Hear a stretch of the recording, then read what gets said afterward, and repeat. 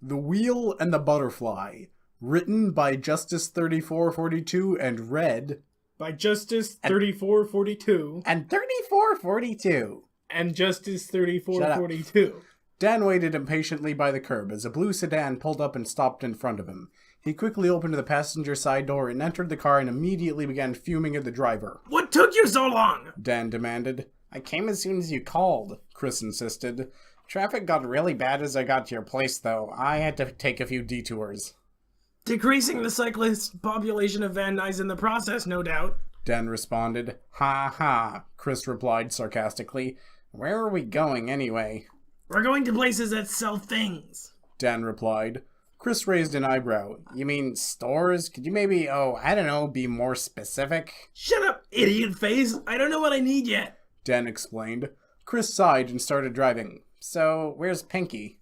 Dan sighed. "Working." Chris paused. "Wait, like, at a job?" "Yes, genius, that's usually what one means when one says someone is working," Dan replied.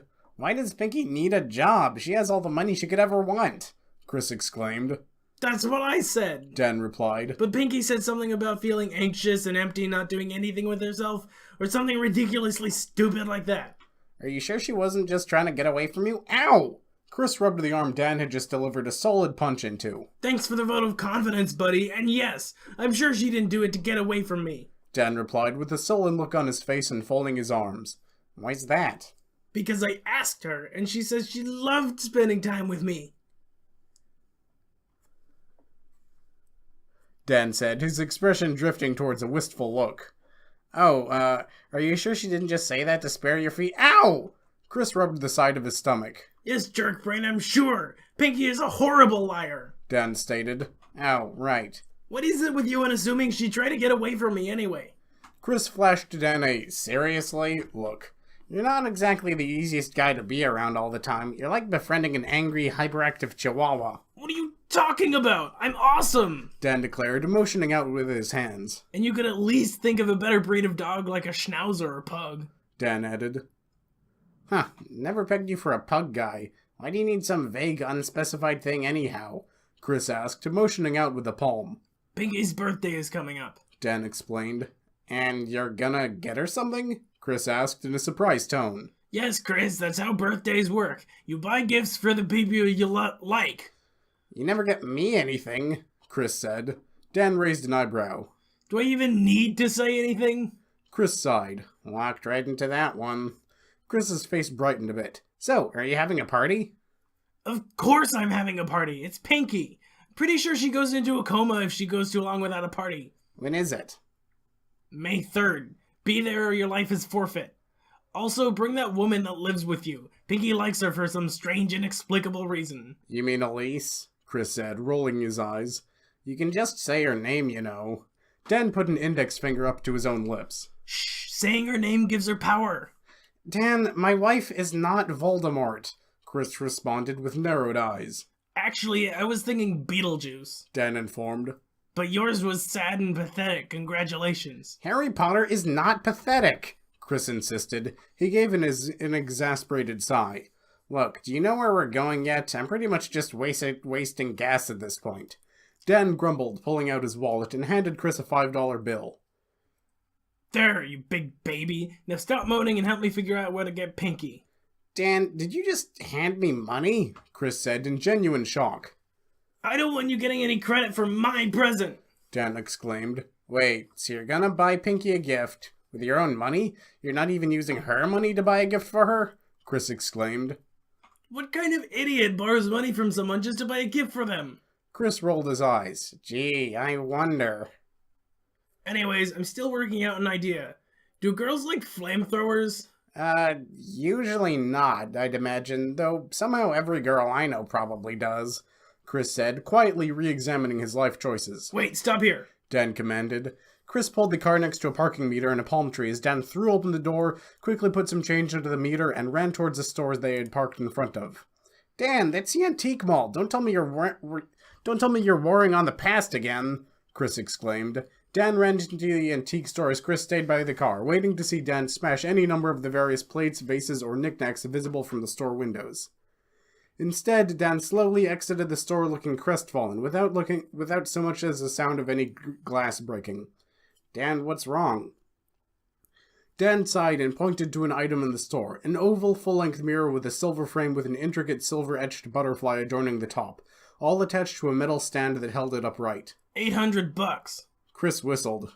A bit out of your price range, I'm guessing. Dan looked up and glared at Chris. No, I've decided.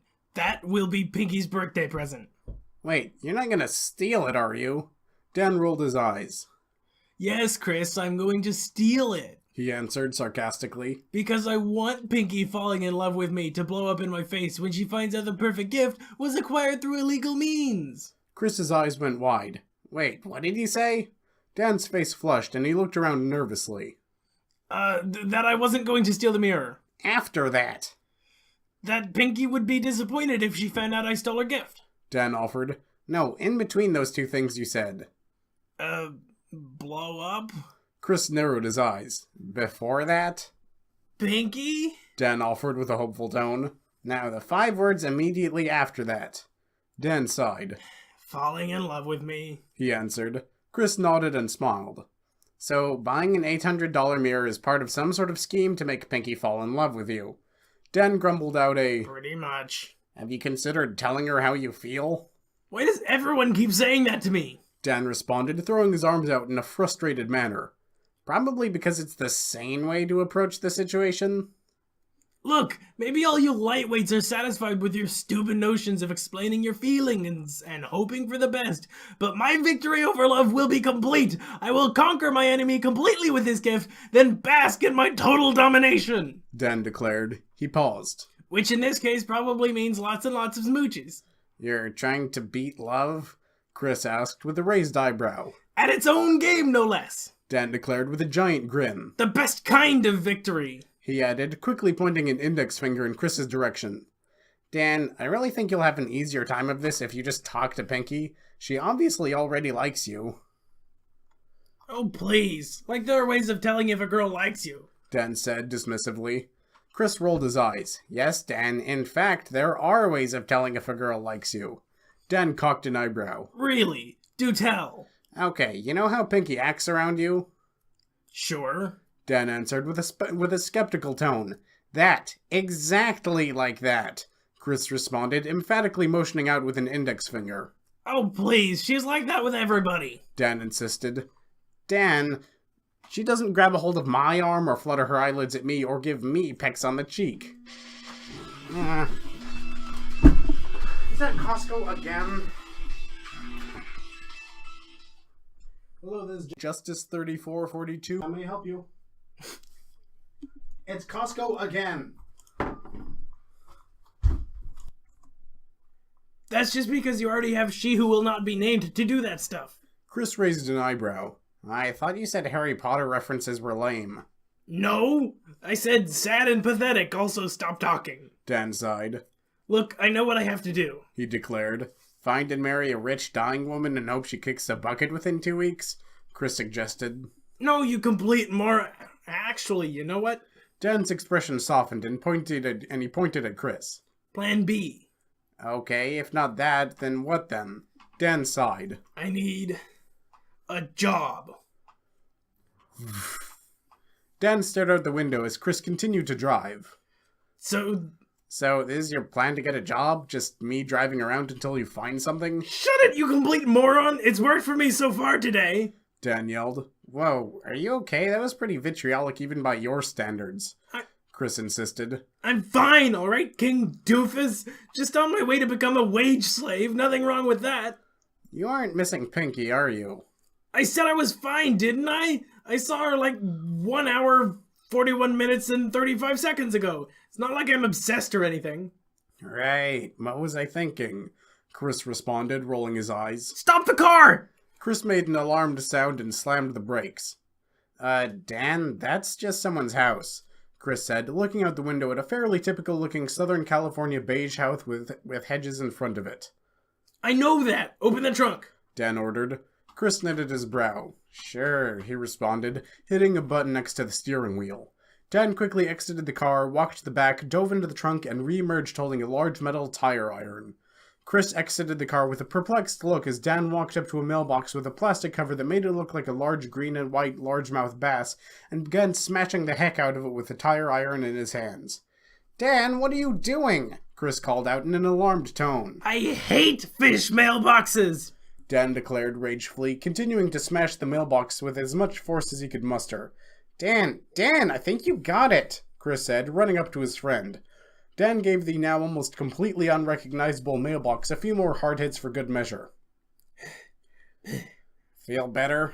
Chris asked. Much, Dan replied with a smile. He turned his head, going from calm to irate in a matter of moments. That house still has Christmas lights up! It's April, you cretins! Feel the wrath of Dan! Dan held the tire iron high as he screamed at the offending beige house.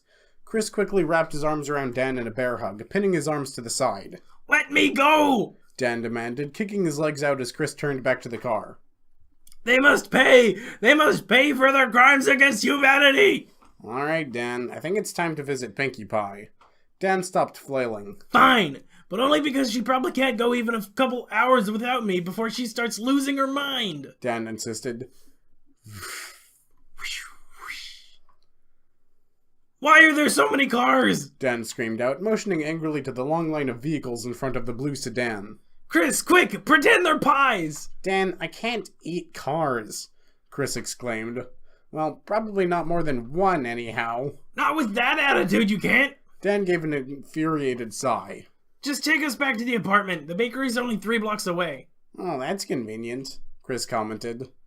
Our lives often are, somehow, Dan commented in a ponderous tone. Oh, come on! Dan shouted at the long line of potential bakery customers leading out of the bakery and into the parking lot.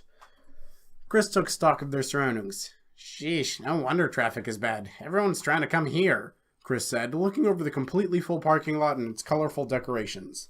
Out of the way, mouth breathers! Dan yelled out. I have a roommate to comfort with my glorious presence, Dan declared, pushing his way through the crowd and into the bakery. Hi, sorry, oops, just following that guy, Chris said meekly as he followed Dan, bumping into people in the line and collecting dirty looks from the people Dan and him were pushing past. Dan made his way inside to the center of the packed dining area, threw his arms out wide and dramatically announced, Behold, Pinkie Pie! Your bestest best friend in the whole wide world has taken time from his busy day to visit. Ah! Dan found himself interrupted as a pink blur slammed into him, knocking him to the ground. Dan, oh my gosh, I'm so happy to see you. It's been a crazy 2 hours, 23 minutes, 28 seconds since I saw you last, Pinkie exclaimed from her perch on top of Dan. Oops, hold that thought, gotta run. Pinkie ran off, her long curly hair trailing behind her as she dashed behind the counter, into the kitchen, and ran out back again with a tray of hot muffins. Chris helped Dan up to his feet in the crowded bakery. You two were really made for each other, Chris commented. Dan blinked a few times and smiled. Thanks, buddy. Sure, Chris responded. Hi, Chris! Chris jumped as Pinkie appeared behind him. Oops, sorry, didn't mean to scare you. It's just super busy and I have to go. See you two in a jiffy, Pinkie said cheerily, once again dashing off. Well, at least she seems to be happy, Chris commented. Dan narrowed one of his eyes, looking at Chris. Her hair is more of a mess than usual. She's apparently covered her hands in band-aids, Dan pointed out. I'm doubting happy is really what she's feeling at the moment. Wait, she was here for a few seconds and you could tell all that? There's this thing. It's called looking. You should try it sometime, Dan replied snidely. So? Chris jumped again as Pinkie suddenly appeared from behind Dan. What have you two been up to? Pinkie asked. Dan turned and stared into open space, Pinkie having already dashed off somewhere. I'm here, Pinkie said, popping her head out from behind Chris this time. Dan's trying to get a job so we can... Ow! Chris started to explain before Dan silenced him with a punch to the arm. Don't tell her that! Dan shouted. Tell who that? Dan looked up and paused as he tried to process how Chris had suddenly transformed into Wally and why he was suddenly standing behind the counter at the bakery. What just happened? Dan asked in a confused tone. Hire him, Pinkie said, standing behind Dan and pointing an index finger wrapped in band-aids down at the short man. What? Wally exclaimed. What? Dan responded. Hire him, Pinkie insisted.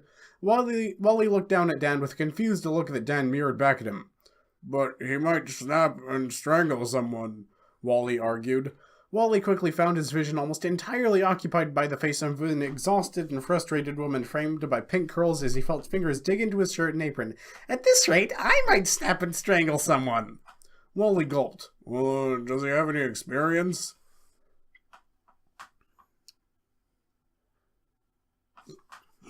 You. A confused-looking female customer with red hair and freckles interrupted, staring at the scene in front of her. What? Dan asked curtly. One cranberry nut muffin, please. The woman responded. Right away, ma'am. Wally responded as he began a flustered search through the display case. Dan rolled his eyes and pushed Wally out of the way. You're embarrassing yourself, Dan declared. He took a quick glance at the contents of the display case and fished out a muffin dotted with red berries and slivers of nuts. He handed the muffin to the woman who held out a few dollars. Pinky happily took the money and quickly made change in the register. Wally adjusted his glasses and looked at Dan. You knew what it looked like? Gee, I wonder. Dan responded irately. I've only helped Pinkie Pie bake a few 100 times. Plus, I can actually eat those since there's no milk. Just 2 cups flour, 3/4 cup brown sugar, 2 teaspoons baking powder, 2 large eggs, 2/3 cups orange juice, 1/3 cup vegetable oil, 1 cup chopped cranberries, and a cup of chopped pecans. Pinky and Wally paused and simply stared at Dan as a smile slowly established itself on Pinky's blank face. Chocolate cupcake ingredients, Pinky stated simply. The filling, the cupcake, and the frosting, Dan asked. Because the cupcakes are 3 ounces bittersweet chocolate, 1/3 cup Dutch processed cocoa powder, 3/4... Pinky's grin widened as she held up a hand to silence Dan. I need to go blow my nose. Oh, you use 1 1/2 sticks of unsalted butter. Pinky's grin widened as she held up a hand to silence Dan. My rainbow frosting. Oh, you use 1 1/2 sticks of unsalted butter, a pound of confectioner's sugar, and 2 tablespoons of milk for the white frosting. Then you color it with pomegranate juice for red, carrot juice for orange, ground turmeric for yellow, spinach juice for green, blueberry juice for blue, grape juice for purple, and a combination of grape juice and pomegranate juice for... Ah! Dan suddenly felt himself in a crushing embrace. Dan, you wonderful, incredible human being, you, Pinky said exuberantly as she squeezed a roomie. She broke the embrace to place fingertips on either side of Dan's face as she stared into his green eyes. You memorized all my recipes. I guess I did, Dan replied in a mildly surprised tone. Pinky turned back to Wally. Hire him, she demanded. Wally put on a pensive expression. You'll keep him from insulting your customers? Pinky smiled and nodded vigorously. Promise. Wally sighed. If you're sure. I'm sure than I've ever been of anything in my entire life, Pinky declared. She quickly turned towards the kitchen. Come on, Dan, we have... Pinky felt her shirt collar tighten around her neck as Dan reached up and snagged her collar as she tried to walk away. Dan grabbed her by the arms and quickly spun her around to face him. He reached up to her face, putting a hand on either cheek, and pulled her head down a few inches so she was staring him in the eye on a level plane. I'll bake, Dan insisted. You can work the register. But Pinky protested. Your hair is in shambles, your hands are a mess, and you look like you're about to collapse, Dan stated forcefully. Now are you going to sit here and fill orders, or am I going to have to chain you to the counter? Pinky frowned. All right, Dan, she responded. She smiled as she placed her hands on Dan's and slowly lowered them off her cheeks. Now get in the kitchen and start baking. We need more everything. Dan paused. Everything? Pinky nodded as her eyes widened and she put on a serious expression. Everything! Dan sighed. All right, Wally, you're with me. I am? Wally asked. I can't eat over half this stuff, and there are cars lining up to get here, Dan explained in an irritated tone. What? Pinky exclaimed, looking out into the packed dining area with despair. Yes! Dan pointed at Wally. So you're helping me bake. He turned and pointed to Pinky. And you're not to move from that spot until I say otherwise, got it? Pinky sighed and nodded. Yes, sir, she replied. Dan gave her a small smile. Good. He turned back to Wally. Come on, we apparently have some everything to bake. Wally wordlessly followed Dan into the kitchen. We don't need 2 of those. Come on, just 1. All right, you 2, Wally said, walking out of the office. You can take a break. Dan looked up from the display case as he added another rainbow-colored cupcake to it. Pinky breathed a sigh of relief and wiped sweat from her forehead with her shirt sleeve. Wally took her place at the register. You're done getting over your heart attack? Fake heart attack? It says fake. Dan asked with a furrowed brow. Yeah, Wally responded, dabbing at his forehead with his handkerchief. And it looks like we're finally ahead of the rush. Do we have a first aid kit? Dan asked. Pinky and Wally looked at Dan quizzically. Yes, it's in the office, Wally answered. Alright, I'll get it. He turned to Pinky. You, kitchen sink! He ordered. Sure, Dan, she responded. Pinky walked into the kitchen in the back where she waited patiently. Dan soon entered carrying a small first aid kit. He set it on the counter next to the sink. Alright, fess up. What did you do to your hands? Pinky winced.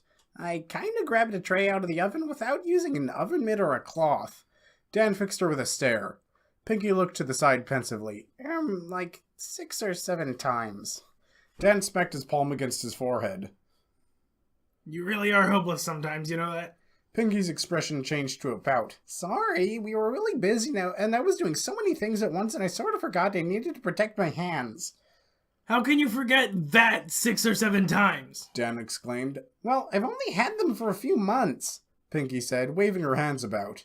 Dan sighed and turned on the sink. Also, Band-Aids? You can't just wrap adhesive strips around burns, you numbskull. I was in a hurry, Pinky protested. Dan grabbed Pinky's wrists with his hands and ran them under the cool running water.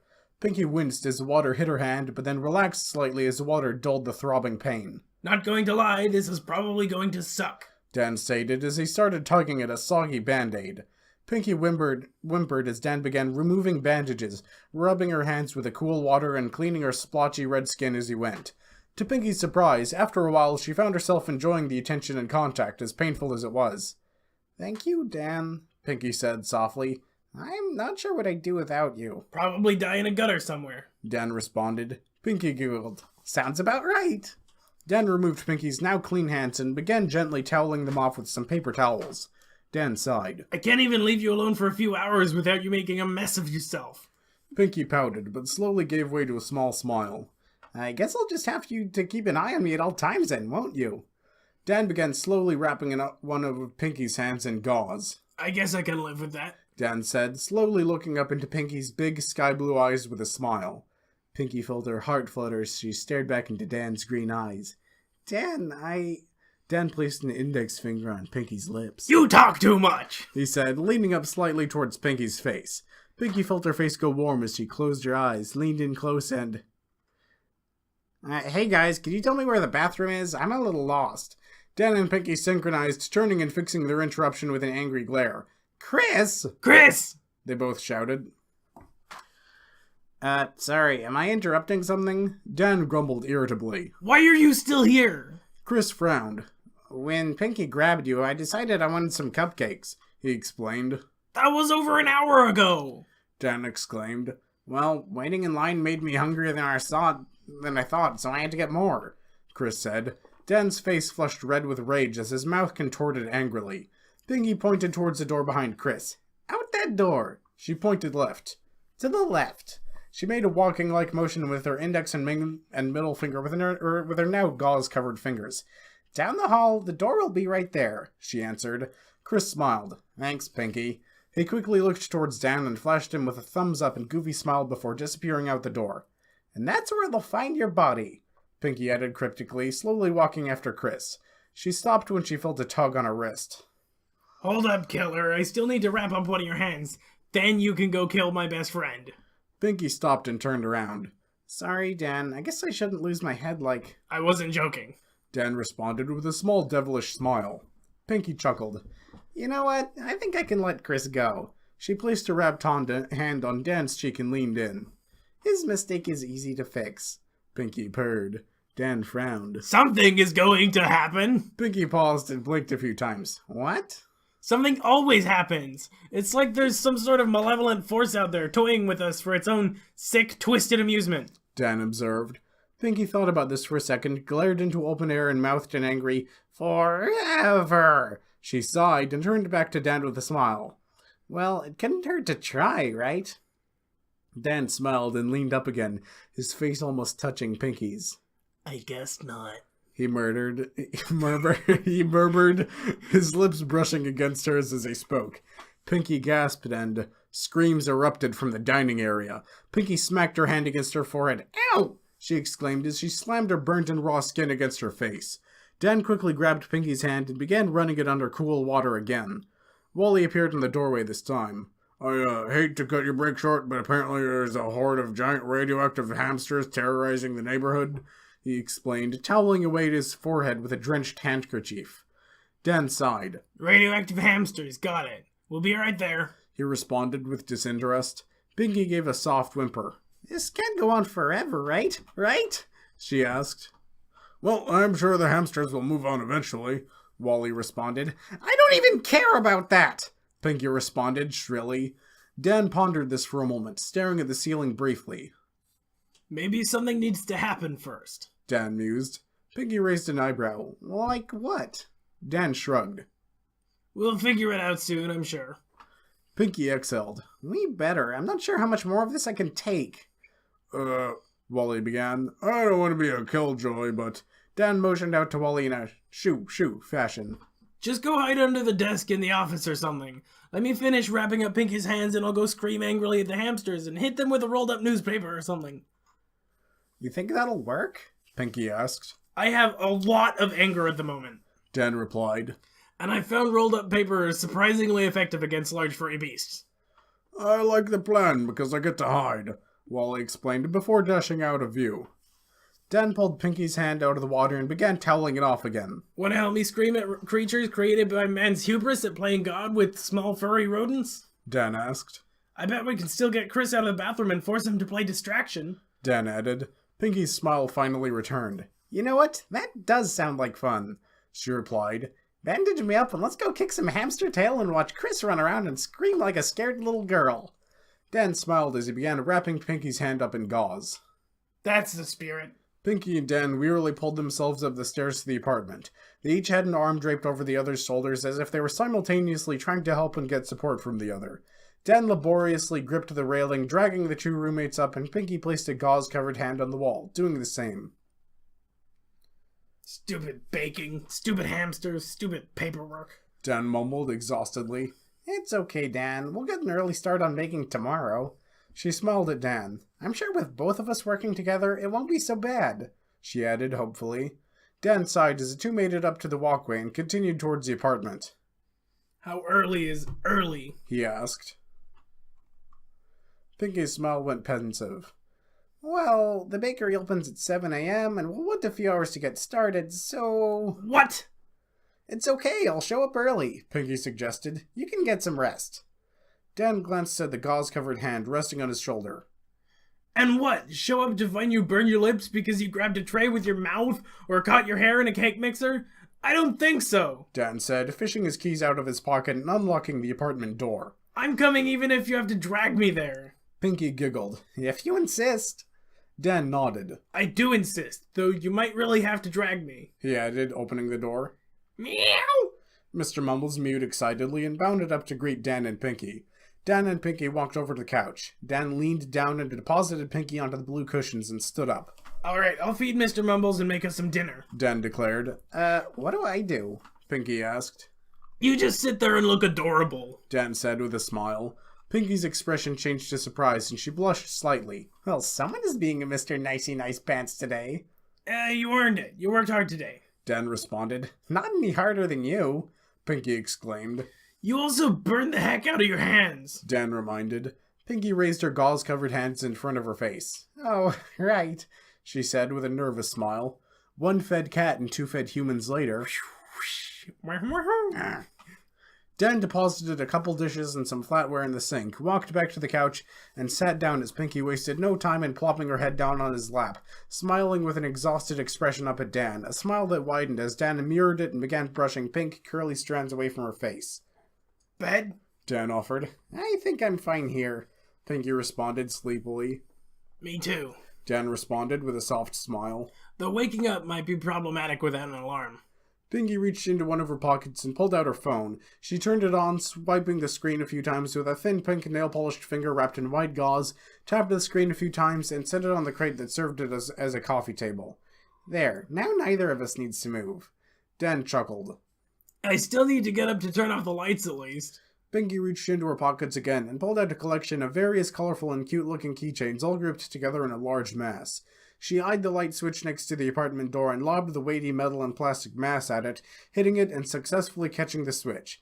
The lights went out, leaving the two in the dark in the small apartment. Nice shot, Dan commented. Thanks. Pinky yawned out. Dan ran a hand through Pinky's long hair briefly. He gave his hand a tug and frowned in the darkness. Pinky, I think I'm stuck. Pinky's gentle snoozing was his only reply. Dan sighed and shook his head. Great. Looks like I'm stuck here for the night. He felt Pinky turn and nuzzle him, raising her hands, resting one under her head and gently resting one on his stuck hand. Dan smiled to himself. I guess that's not so bad. Hey, Pinky? Dan called, making sure she was fast asleep more than anything. Was Pinky's response. I love you.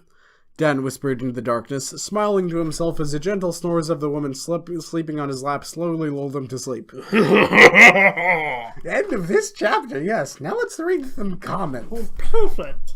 Let's see. Silver Page says, so cute. I feel all warm and fuzzy inside. I hope it's because of the story and not the radioactive fire ants in my colon. Burger Nerd says, lol. Beef Steel Moon says, bring me the warm tinglies, yes. Touches this and feels this, yes, it's good. I will have your happy ending, yes. Beef Stew says, why isn't this Bookworm Adventures Deluxe 2? Thanks for listening, listeners.